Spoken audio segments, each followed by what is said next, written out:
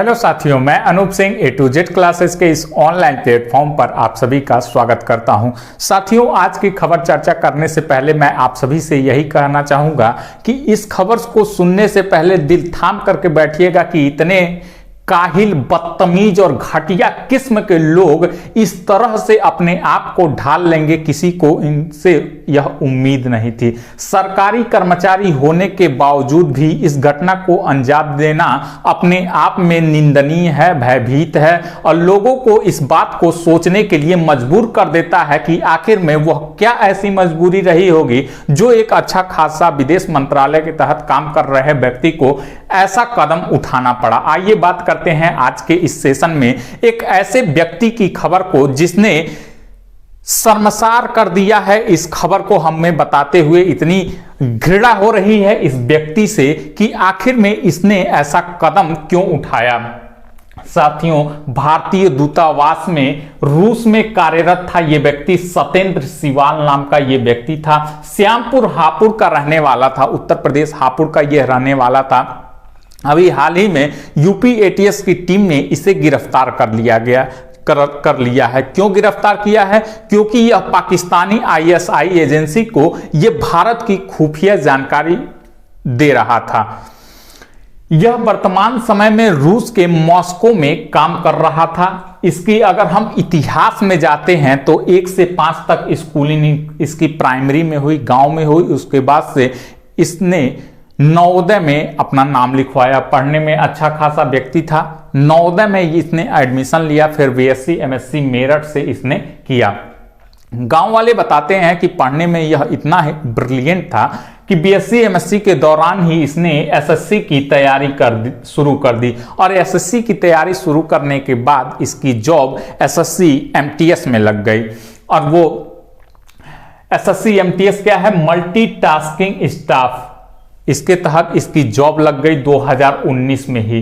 और 2019 से 2 साल कार्य करने के बाद, भारत में कार्य करने के बाद इसे 2021 में मॉस्को में भेज दिया गया। विदेश मंत्रालय में सुरक्षा सलाहकार के पद पर नियुक्त करके भेज दिया गया। 2 साल से यह रूस के मॉस्को में नियुक्त था। अभी हाल ही में यह 28 जनवरी को छुट्टी लेकर के अपने देश भारत लौटा था और हापुड़ में रह रहा था। 1 फरवरी को इसकी मौसेरी बहन की शादी थी। वहीं अपनी मौसेरी बहन की शादी में गया था। वहीं पे अचानक से एटीएस की टीम पहुंच जाती है और इसको बुला करके पूछताछ करती है। कुछ संदिग्ध पाया गया, फिर इसको वहीं से छोड़ देती है। साथियों, अगर इसके इतिहास में और जाने कि यह किस परिवार से बिलोंग करता था तो यह भी नहीं था कि यह बहुत ही गरीब किस्म का परिवार था। यह सरकारी नौकरी में था। इसके पिता जयवीर खेती करते थे, अच्छी खासी इसकी खेती थी। इसका छोटा भाई भी दिल्ली में एसएससी की तैयारी करता है, बंटी उसका नाम है, अभिनव एक और नाम उसका है। यह एसएससी की तैयारी करता है। इसकी 2 बहन है, राखी और पूजा। दोनों की शादी हो गई है, कोई भी जिम्मेदारी नहीं है। अभी यह सत्येंद्र अविवाहित है, इसकी भी शादी नहीं हुई है। बड़ा भाई यही है। साथियों, जब 1 तारीख को अपनी मौसेरी बहन की शादी में जब एटीएस की टीम पहुंची, इससे पूछताछ की, तब पहले ही एटीएस की टीम को पता लग गया था। इसके ऊपर जांच चल रही थी। लगभग 6 महीनों से यह क्या कर रहा था? खुफिया जानकारी विदेश मंत्रालय का, रक्षा मंत्रालय का, सैनिक विभाग का और मतलब कि सारी खुफिया जानकारी, दस्तावेज पाकिस्तान के आईएसआई को शेयर कर रहा था, सेंड कर रहा था। साथियों, बात करते हैं कि इसको कब गिरफ्तार किया गया तो 4 फरवरी रविवार का वो दिन था। एटीएस की टीम ने उसको बुला करके अपने वहां मेरठ कार्यालय में बुला करके इससे पूछताछ की, सारे सबूत दिखाए तो इसने खुद ब खुद अपना गुनाह कबूल कर लिया। 14 दिन की रिमांड पे इसको एटीएस की टीम ले गई है और गिरफ्तार करके, और इस पे धारा 121A लगाया गया है। यानी कि यह मतलब कि भारत में रह करके भारत के साथ यह गद्दारी कर रहा था। इसके साथ साथ ऑफिशियल सीक्रेट एक्ट 1923 भी इसके ऊपर लगाया गया है। यह इतना घटिया काम किया है कि अभी इसका और भी इतिहास जानेंगे कि कैसे कैसे दूसरों को भी इन्वॉल्व करने की कोशिश कर रहा था। तो आप खुद ब खुद जहां है, जिस हाल में देख रहे हैं, इसको 10 गाली देंगे, मन ही मन में देंगे। कमेंट बॉक्स में लिखना चाहते हैं तो वो भी लिख सकते हैं। खैर, बात करते हैं आगे कि कैसे इसकी जांच हुई, कैसे इसका पता लगाया गया, सारी बातें ये भी हम जान लेते हैं।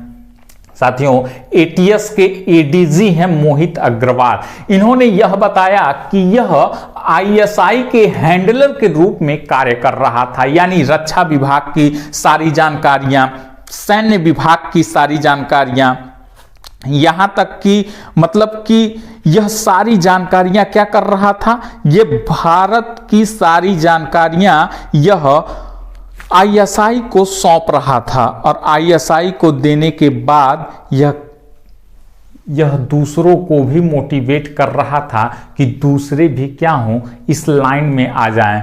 रूस के मॉस्को में रहते हुए पिछले 6 महीने से इस पर जांच चल रही थी। आईबी और सीबीआई की इस पर जांच चल रही थी। इन्होंने ही इसकी पुष्टि की है। सारा सबूत पिछले 6 महीनों में जुटाए जा रहे थे, लेकिन अभी रविवार को एटीएस की टीम ने, यूपी एटीएस की टीम ने इसको गिरफ्तार कर लिया। जब यह वहां पे रह रहा था मॉस्को में, तब सेना इंटेलिजेंस से कुछ जानकारियां मिली। चूंकि वह दूसरों को जब मोटिवेट कर रहा था कि आप भी इसमें आ जाइए, आप भी इसमें आ जाइए, ये कर लीजिए, पैसा मिलेगा, ये होगा, वो होगा, तो इससे सेना को पता चला, कोई सेक दिया होगा, तो सेना को पता चला। और सेना को पता चलने के बाद वो उसने एटीएस की टीम को ये किया, और एटीएस की टीम से संपर्क करने के बाद उसने फिर सर्विस लाइंस पर इसका मोबाइल लगवाया, फिर अन्य और भी दस्तावेजों को इकट्ठा करना शुरू कर दिया।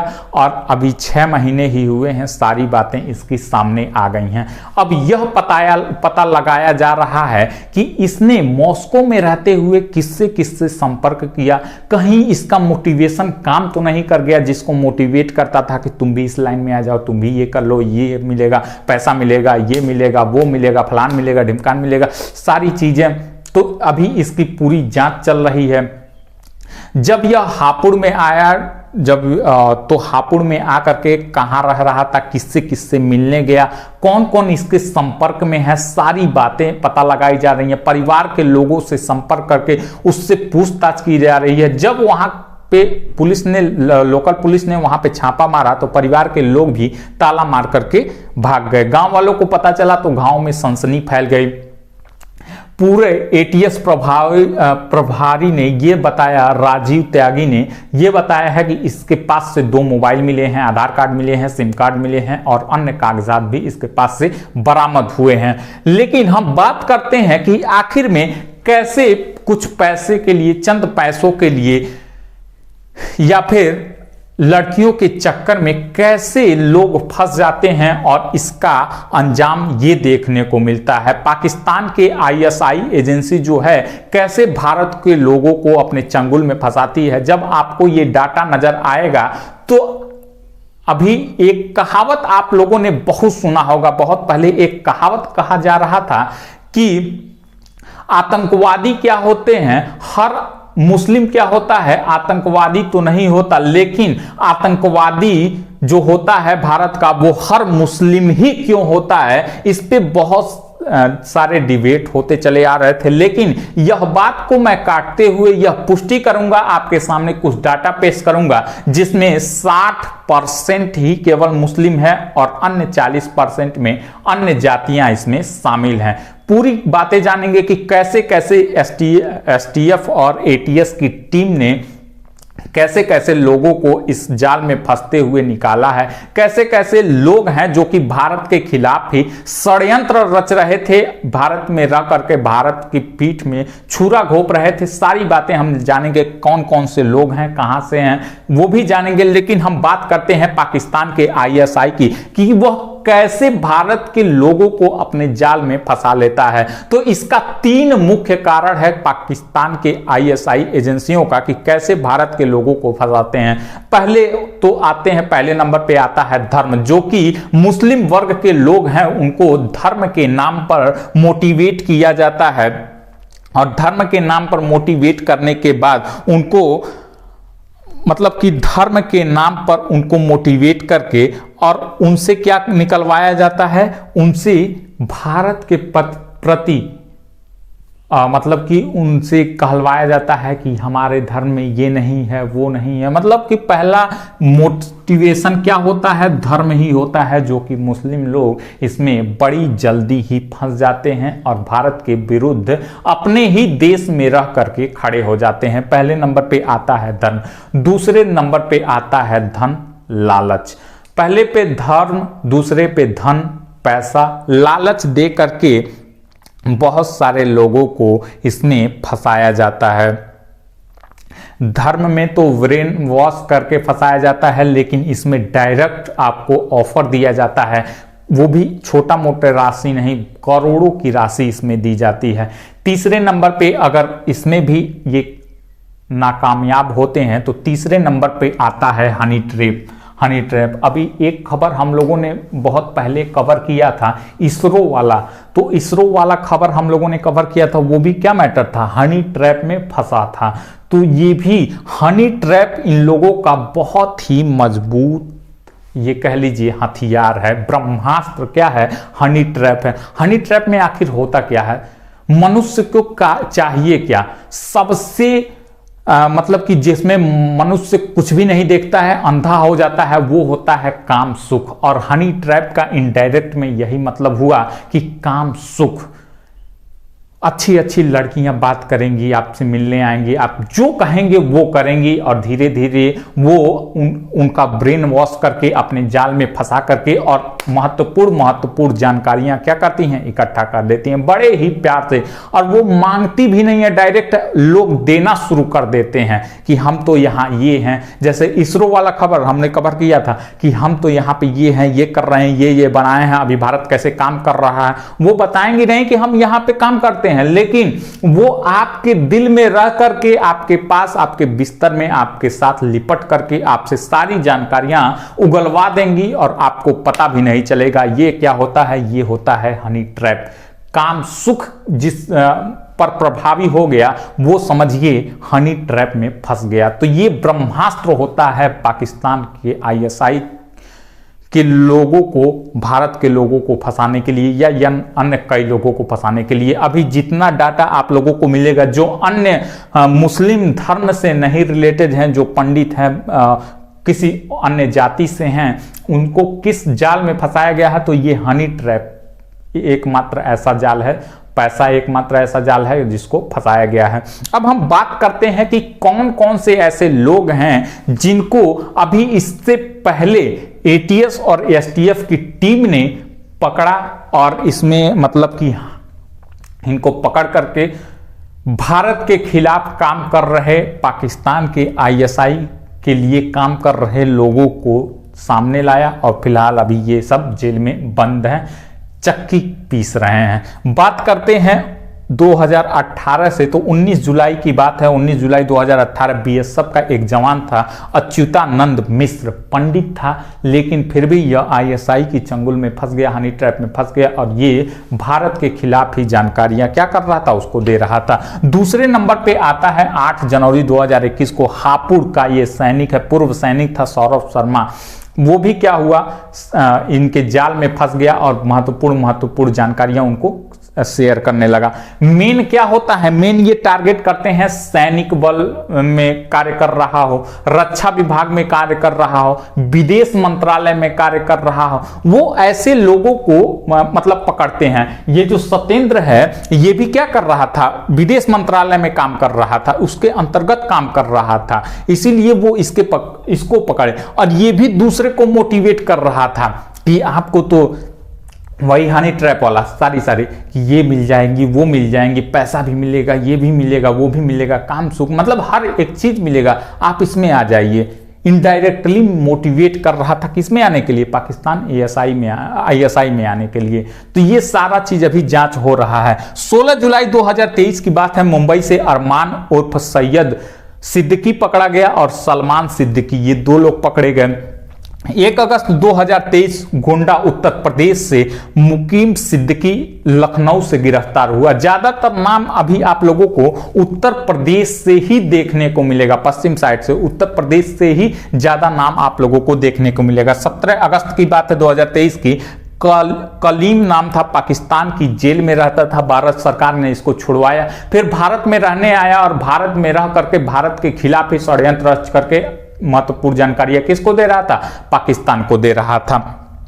26 सितंबर की बात है, 26 सितंबर 2023 लखनऊ शैलेंद्र कुमार ये पकड़े जाते हैं, ये भी आईएसआई के लिए काम कर रहा था। 21 नवंबर की बात है 2023 में लखनऊ से वसीउल्लाह पकड़ा जाता है, ये भी आईएसआई के लिए काम कर रहा था। 26 नवंबर 2023 की बात है, लखनऊ से रियाजुद्दीन और पंजाब से अमृतपाल गिल ये पकड़े जाते हैं, अरेस्ट होते हैं। 3 दिसंबर 2023 की बात है, भारत नेपाल सीमा पर ली चिन मेई, चीन का रहने वाला था, भारत में रह करके और भारत के खिलाफ महत्वपूर्ण जानकारियां चीन को सेंड कर रहा था। तो ये रही पूरी जानकारी कि कौन इससे पहले आईएसआई की चंगुल में फंस चुका है, कैसे इसका पूरा इतिहास था, क्या कर रहा था, कैसे कैसे कर रहा था, कहां पे कार्यरत था, सारी बातों की हम लोग चर्चा कर चुके हैं। कैसे पाकिस्तानी आईएसआई वाले दूसरे लोगों को फंसाते हैं अपने चंगुल में, ये भी डिस्कशन हम लोगों ने आज के इस सेशन में किया है। साथियों, आशा करते हैं कि आज का सेशन आप लोगों को अच्छा लगा होगा। अगर आप लोगों को यह सेशन अच्छा लगा हो तो वीडियो को लाइक करिएगा, शेयर करिएगा। मिलते हैं ऐसे और भी इंफॉर्मेटिव वीडियो लेकर के आपके सामने, तब तक के लिए धन्यवाद।